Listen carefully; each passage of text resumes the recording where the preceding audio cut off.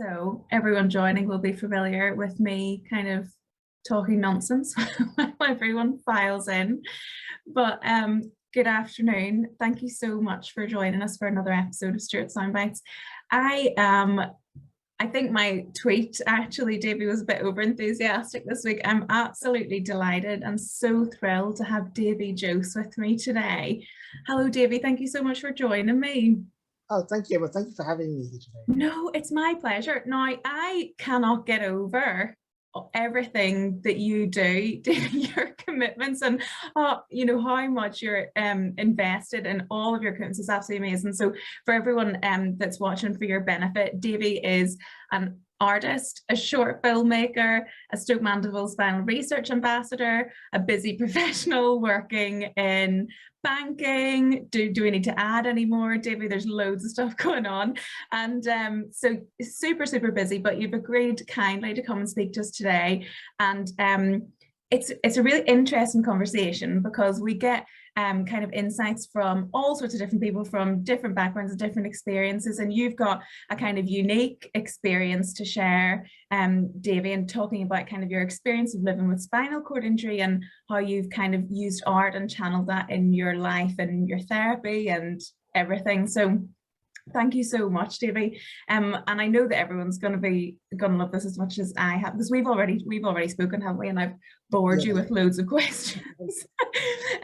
But can we start off, Davey? Do you mind just telling us a little bit about you and kind of your, people say journey, don't they? I don't really like that, but kind of your life, your early life, and just take us through that a wee bit. Yeah, no, I guess it's a good place to start at the very beginning, right? I said, yes. So like at the age of 2.8 years old, so that's my mathematical background coming in there a little bit. 2.8 years old, I was run over by a car like in London, and so I sustained a C1 and C2 incomplete injury, which means I can move my right hand and right leg a little bit, but not my left side. And so this happened in the early 80s. And what happened was, I spent a long time in the spinal unit, which I'm like an ambassador for. They do amazing research. And so when I was in hospital, it was, in the 80s, there weren't computers that we have today, like iPhone, like that, and things like that. And so what do, right? So I spent a long time in bed, but the nurses and doctors would basically give me pieces of paper and pencils, and then I would just draw. And then that's how I kind of my foray into the art world sort of came, just by drawing and painting in bed in the hospital. And, that's how it started. Yeah. And then it's grown pretty exponentially from there, Davey. And whenever we spoke before, what I thought was really interesting, what we talked about a little bit, that I only want to reflect upon briefly, but I do want to bring it up because it's so interesting, was kind of how things have progressed from when you had your accident, because that was, a long time ago. And even when I kind of reflect upon my practice over the last 10 years, things have changed so much in terms of rehab and what's available. And you had a bit of kind of an experience of when you were discharged from hospital and started school. Could you tell us a wee bit about that? Yeah, no, exactly. So in the 80s, when you have a disability, I think in a lot of boroughs, if you had disability, physical disability, you were kind of sent to a special school. So that's what I did. In the 80s, I went to a special school, and in that, for me, it was good because I taught you how to things like feed yourself, how to move, how to do the simple things you would take for granted, but from the beginning. And so, but because of that, the daily physio and routines and things, we didn't really follow the national curriculum per se. And so there was a huge gap in my knowledge base. But what I did do was the influences of the spinal unit meant that I spent most of my time at my special school painting and drawing. And this, in a way, it was kind of like rehab, because it enabled me to do sort of be active and physical, but without making it feel like exercise, but it was in a way. Yeah. So then, long story short was, when I was a teenager, about it was like 13 or 14, something like this, my special school, long story short, got burnt down in an arson attack in East London. Right? And then, so what happened is, I was one of the first few kids to go into transfer to mainstream school from the special school. Yeah. On the first, because there was the insurance money of the school burning down went to fit a lift in this mainstream school. So I went. And so when I went to the mainstream school, I realized I knew absolutely nothing academically. I could barely string two words together on paper and write. So, but what happened is that the art teacher sort of became my mentor, and she said, look, she saw my artwork and she said, look, this is clearly something you're good at.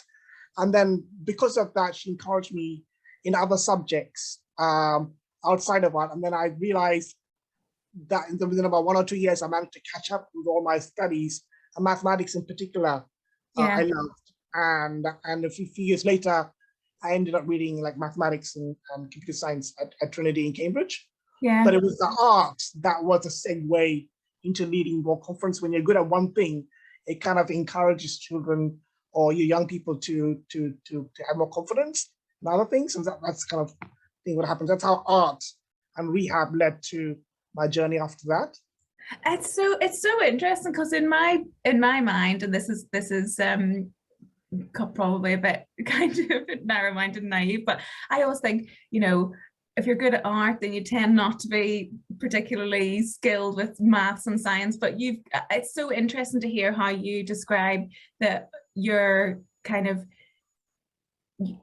the work that you did on your art and being creative kind of channeled into other things for you. It's so interesting. And have you found that in your role as an ambassador at the Stoke Mandeville Spinal Research, is that true for a lot of people?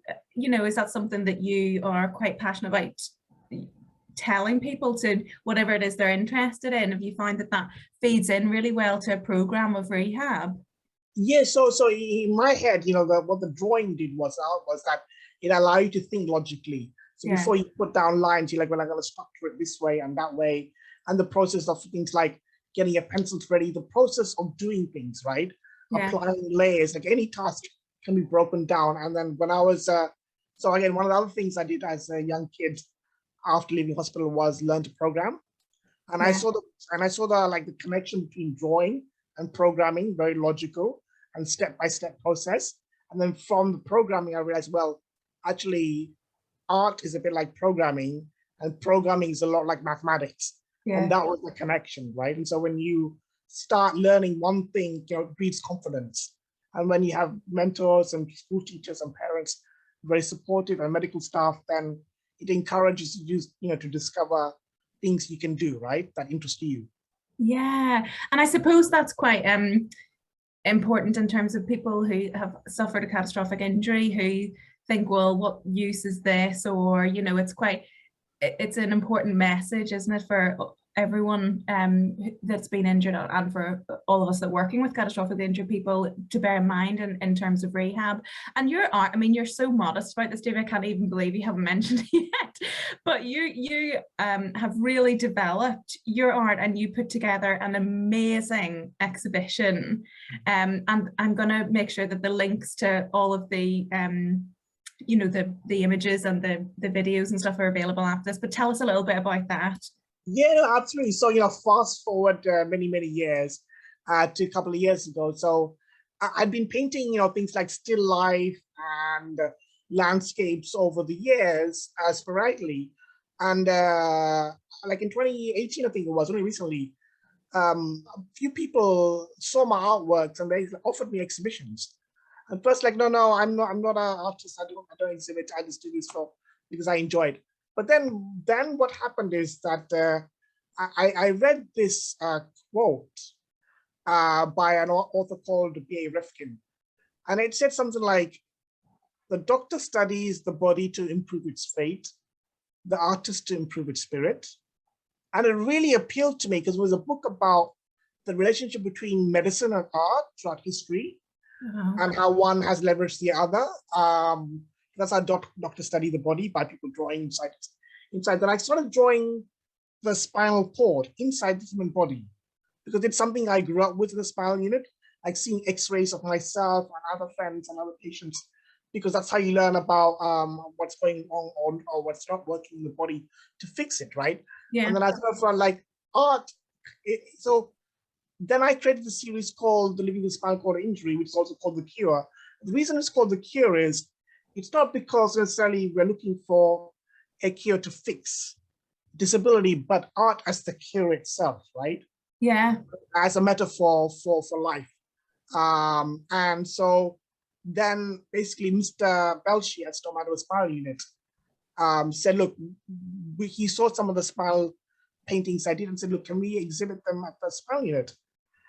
And then I thought, look, if the universe is telling me something now, right? And I thought within the context of the rehab space and the spinal unit somewhere, which, you know, which I grew up in the space. And I thought, why not if I can exhibit it within this space and I kind of helps people through their rehab process. Then I gave it with an exhibit for a couple of months. And then after that, it just went on from there. And then I ended up exhibiting at the British Library as well, celebrating 500 years of Leonardo da Vinci's, And that was an event called the Art and Science of the Polymath, where, you know, funnily enough, a lot of these paintings about the inside of the human body was inspired by the anatomical drawings I'd seen of Da Vinci over the years. And funnily enough, when I exhibited in the British Library, Da Vinci's original anatomical drawings were in the same building as my exhibition. So it's kind of like really weird. It came back full circle, which I didn't really expect. And then basically I converted the series into a virtual reality experience as well. Yeah. Because what I realized was, look, one of the things I love is going and seeing artwork in physical places, like in galleries. But the problem is when you have a mobility issue or disability or spinal injury, often it means your ill health means you cannot travel distances to see physical artwork.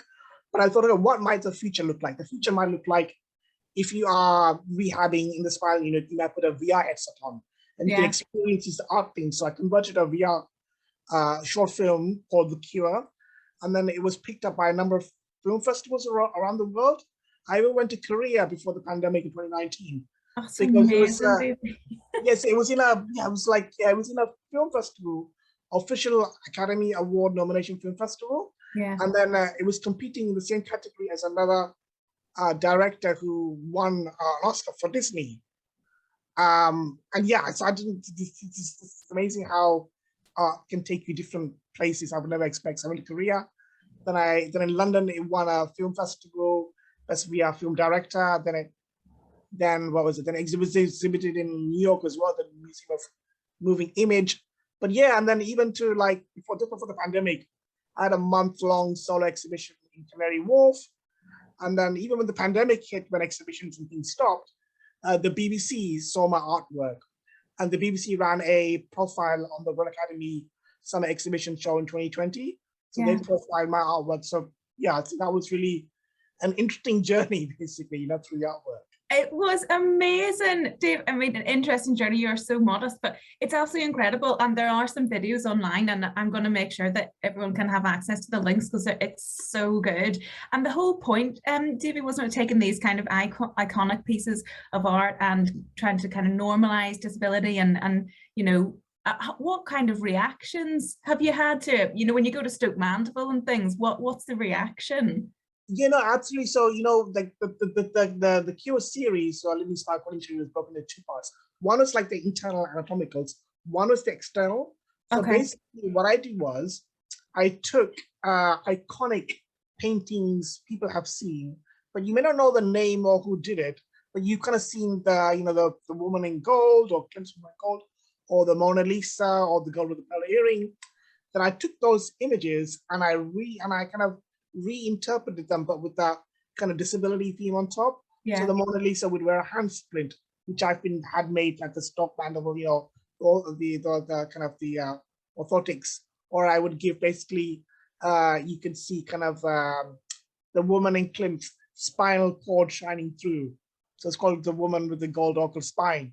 But I did that so that when people look at the paintings, they're like, oh, I recognize these kind of paintings. But what's that? There was something around their hand. There was something around their neck. So I wanted to juxtapose disability into this to show that basically, you know, I wanted to do something to normalize disabilities into things you would see, start a debate. Yeah.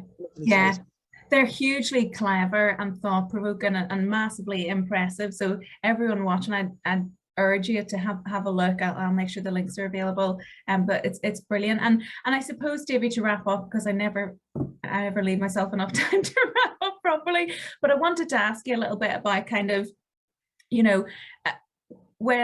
because in our line of work, we're kind of dealing with people who are kind of newly injured, and I was wondering kind of what advice would you give to newly spinal cord injury patients about pursuing art, or not even necessarily art, but just basically dipping their toe into the pond of anything that they are inclined to do, or being creative and using that as an outlet. What would you say? No, absolutely. Today, compared to in the 80s when I had my injury, today there are so many different potentials of things you can do to output your creativity and your thoughts and your feelings about the process you're going through. Now, before I did like oil paintings and physical canvases, but now there are things like iPads and you can touch screen paint. So even if you don't have a lot of strength, you can do things that way. Or, for example, there are even things like brain-computer interfaces coming, right? Where you wear a thing on your head and it reads your brain thoughts and you can move things. Or if you're doing mouth painting, mouth and foot painting. So I would suggest, if you can find something you enjoy, then not only will basically you be able to output things, but it will help part of your rehab process and to connect and put your feelings and thoughts down on paper.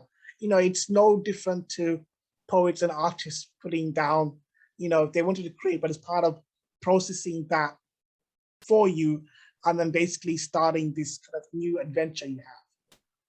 It's very much kind of a psychological journey, isn't it? And it's so interesting to me, that confidence building idea as well. That's something that I'm going to think about. And I wish I had more time. I'm sure everyone's going to be angry with me for cutting you off at this point, but we've had our time and I'm so grateful to you, Davey. It's just so interesting. I'll make sure all of your details are available and everyone can go and check out your art, because it really is absolutely fantastic. So thank you, Davey. I'm so grateful. Well, thank you for having me. Thank you. Speak soon. Bye, everyone. Thanks for tuning in.